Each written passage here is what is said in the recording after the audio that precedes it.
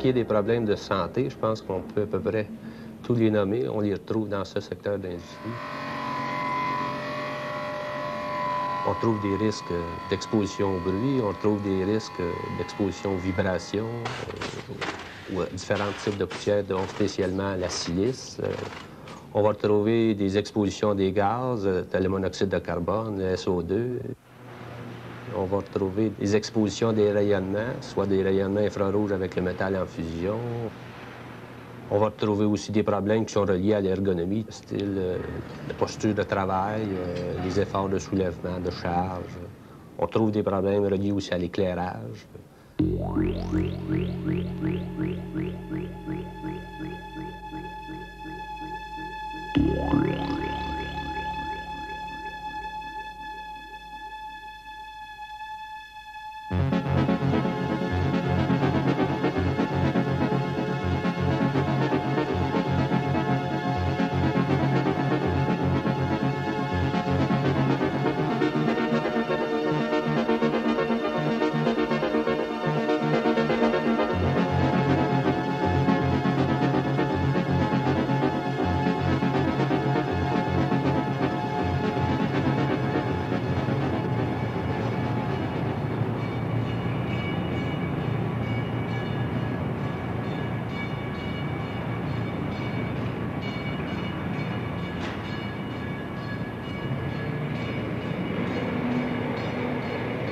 Le secteur industriel, désigné sous le nom de première transformation des métaux, comprend les opérations appliquées aux minerais de fer, de cuivre, d'aluminium ou d'autres métaux, des opérations de fonderie, de moulage, de laminage, d'extrusion, qui serviront aux autres entreprises manufacturières.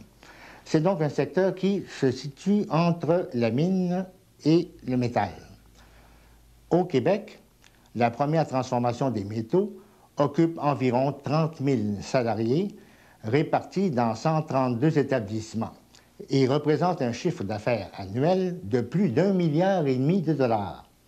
Secteur important sur le plan économique, secteur qui présente également des risques notables.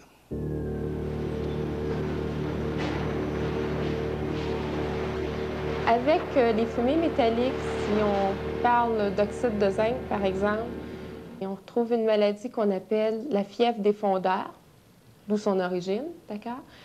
Ou encore la fièvre du lundi matin.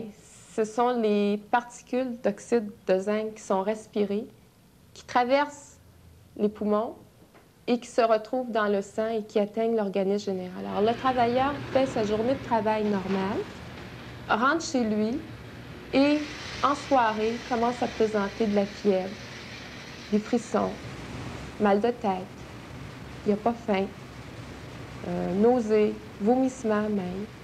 Il se réveille le lendemain matin, il est correct. Alors, c'est le genre de pathologie qui passe inaperçue. Comment relier ça au travail? Les gens n'y pensent pas. Ça n'arrive pas au travail, mais après. Et aussi, ça n'arrive surtout que le lundi. C'est-à-dire après que les gens n'ont pas été exposés pendant un certain temps à l'oxyde en question, à la fumée métallique.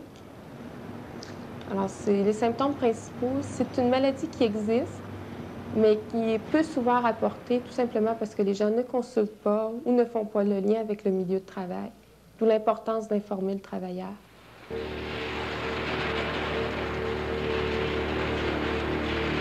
Les fumées métalliques, surtout les particules les plus fines qui pénètrent facilement dans les voies respiratoires, constituent des formes graves de pollution et d'intoxication qui ont été trop longtemps négligées dans les milieux de travail où elles se dégagent. Heureusement, depuis quelques années, on s'est rendu compte du danger et on a commencé à installer des capteurs de fumée. Ces capteurs à la source ont joué un rôle important dans l'élimination des risques à la santé des travailleurs du secteur. Les travailleurs qui étaient exposés à l'intérieur de la scierie, qui avaient de la misère à se voir peut-être à 5 à 10 pieds. En plus de ça, mais ça polluait à l'extérieur. Même la route face à l'usine, on avait de la misère à voir de temps en temps. Fait qu'on a décidé d'installer un système d'antipollution pour éliminer le problème à la source. Le milieu de travail, c'était un peu plus sain, même pas mal mieux. Et la pollution extérieure, il n'y en a pas, avec le système qu'on a présentement.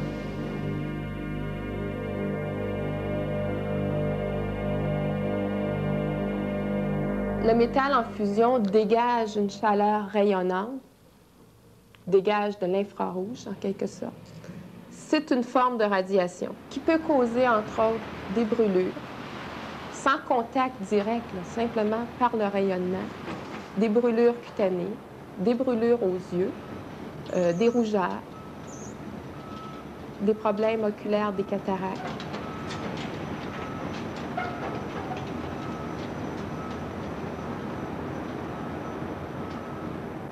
Comme moyen de protection, il y a des écrans protecteurs que le travailleur qui est près de la coulée va utiliser. Il y a des vêtements aussi, des lunettes, des masques.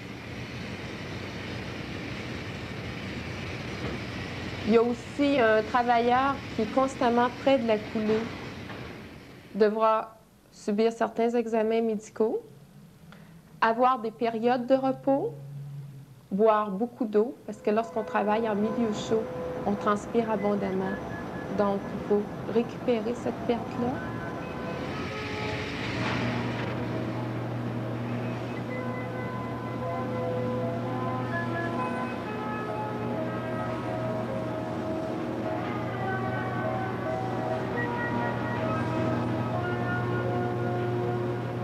Ce qu'on peut constater, c'est que, de règle générale, dans les grosses entreprises, les gens sont mieux organisés pour faire de la prévention.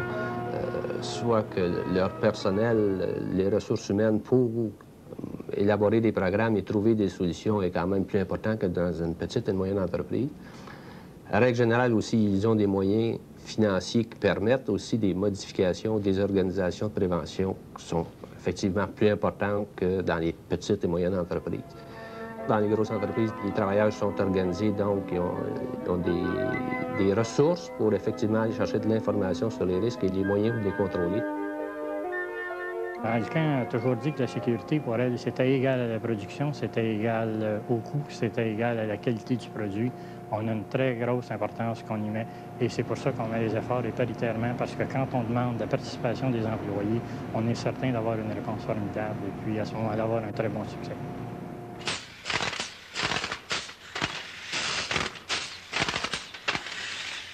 Et depuis 1982, au mois de juin, les opérateurs sont maintenant en marche à l'usine de Bois-Noir, ce qui fait qu'on a dû fermer hermétiquement toutes les cuves de l'usine, les 300 cuves de l'usine.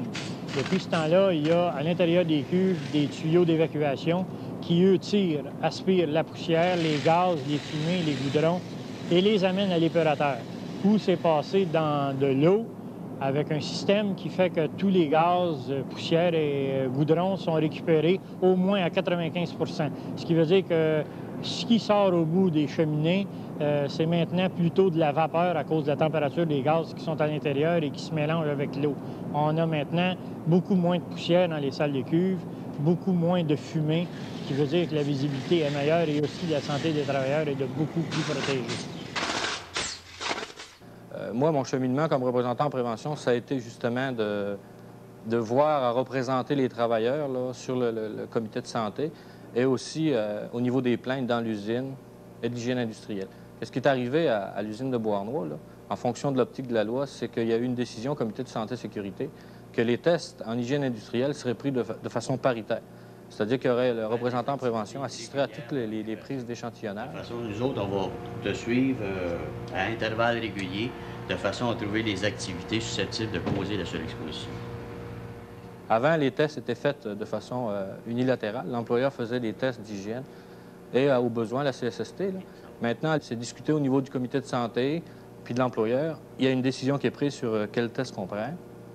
Suite à ça, moi, j'assiste avec le représentant d'hygiène de la compagnie. On rencontre le travailleur, on y explique c'est pourquoi qu'on prend les tests, la raison, l'étude du milieu. Suite à ça, on installe la machine, on explique le fonctionnement de cette machine-là, là, au niveau du bruit ou des poussières, des gaz. Et on va avec lui sur la ligne, on le suit toute la journée, en fin de compte, pour voir toutes les ouvrages qu'il fait, puis les places où il pourrait être surexposé par rapport à ces contaminants-là. On s'est aperçu qu'à l'usine, au niveau des salles de cuve, il y a encore des jobs surexposés, mais il y a des changements qui sont apportés à long terme au niveau des épurateurs, le temps d'exposition des travailleurs. D'ailleurs, on avait eu un droit de refus là-dessus qui était un problème de surexposition par rapport aux fumées, qu'on appelle les goudrons. Puis ce qui a été décidé, c'est qu'il y a eu une alternance qui a été faite avec des travailleurs. Ça fait que le temps d'exposition a été baissé pour un travailleur, parce qu'il y a 2 travailleurs qui sont exposés.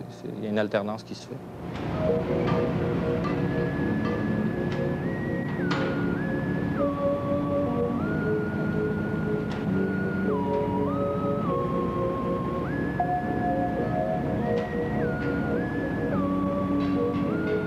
Nous autres, ce qu'on rêve, l'idéal, c'est que les travailleurs ne soient pas surexposés. On ne sait pas, dans le contexte de l'aluminium, jusqu'à quel stade ça va.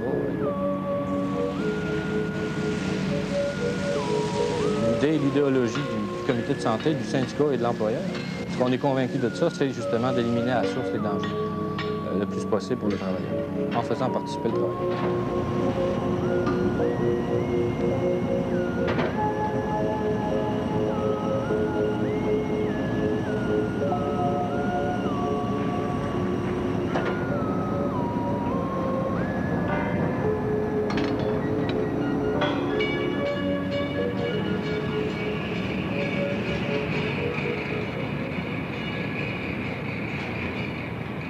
À l'usine de l'Alcan, à Beauharnois, on peut trouver un exemple frappant d'un travail en commun pour contribuer à la prévention. Les membres de Keith Kennedy ont formé un comité ad hoc dans le but de vulgariser ce petit livre-là ici qui s'appelle « Comment éviter les dangers électriques dans les salles de cuve ».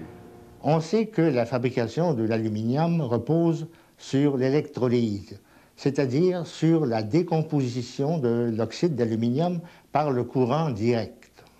L'opération se pratique dans de grandes cuves, reliées les unes aux autres, dans lesquelles circule un courant direct de 70 000 ampères sous une différence de potentiel de 700 volts. On perd le contrôle souvent de notre système, qui fait que notre résistance peut varier. Ici, on le représente. Les dangers d'électrocution sont donc potentiellement considérables si les travailleurs, dont l'organisme est lui-même conducteur d'électricité, ne prennent pas garde d'éviter les courts-circuits, soit en touchant à 2 cuves en même temps, soit en se plaçant de façon à servir de chemin pour le retour du courant à la Terre. Cette maquette représente notre salle de cuve 303. Bon, les blocs d'aluminium ici représentent les cuves.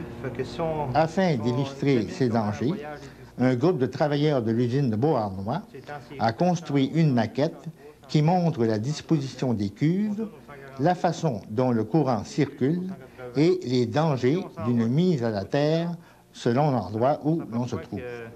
Il y a un niveau de choc beaucoup plus élevé. Et si on atteint 101 ou 180,